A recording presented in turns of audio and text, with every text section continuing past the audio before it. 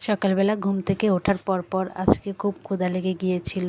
ভাবলাম অল্প সময় কি তৈরি করে খাওয়া যায়, তো দৌড়ে চলে আসলাম রান্নাঘরে। এসে দেখি গ্যাস একদম কম। পরে ভাবলাম অল্প গ্যাস, তাহলে ভর্তা ভাত রান্না করা যাক, তাহলে খুব অল্প সময়ে আমার রান্নাটা তৈরি হয়ে যাবে। তো দৌড়ে চলে গেলাম ফ্রিজ খুলতে। তো যেয়ে দেখি ফ্রিজে দুটো বেগুন ছিল। সেই বেগুন দুটো আমি কেটে ভালোভাবে ধুয়ে সেদ্ধ করে নিয়েছি। তারপরে শুকনো মরিচ টেলে নিয়েছি, পেঁয়াজ কুচি করে কেটে নিয়েছি একটা কাঁচামরিচ কুচি করে কেটে নিয়েছি। তারপরে ভালোভাবে মাখিয়ে নিলাম। নিয়ে সরিষার তেল দিয়ে আরেকটু ভালোভাবে মাখিয়ে নেব। ঝাল করে আমি বেগুনটা ভর্তা করে নেব। আমরা বাঙালি মেয়েদের ভর্তা ভাত হলে আর কোনো কিছুই লাগে না। তোমরা যারা ভর্তা লাভার আছো সবাই হাত তোলো।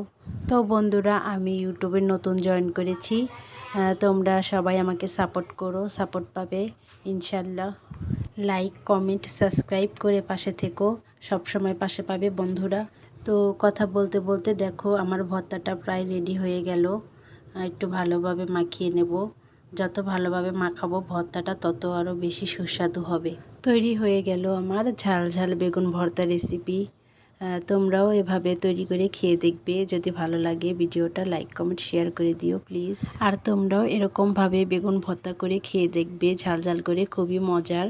আমার কাছে খুবই ভালো লেগেছিল।